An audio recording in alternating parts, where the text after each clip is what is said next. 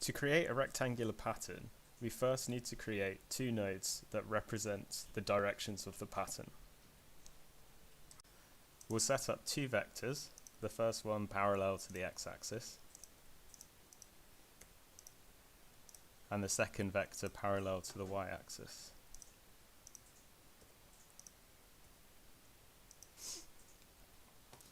Second, we select the object that we want to pattern and click on the Pattern button within the Designer tab. This will automatically select the objects.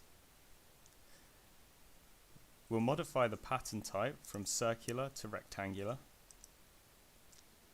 and enter the axis that we want to pattern the first direction.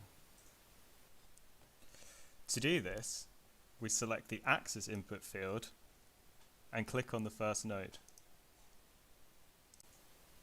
We can change the patterning options between spacing and extent.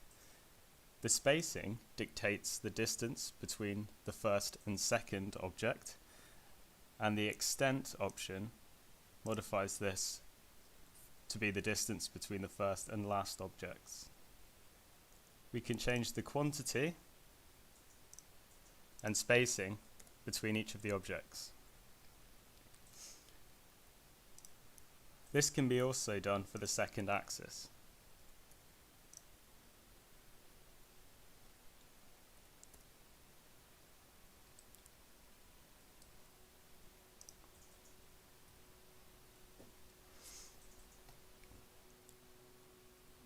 The light grey colour indicates that the pattern is in preview mode.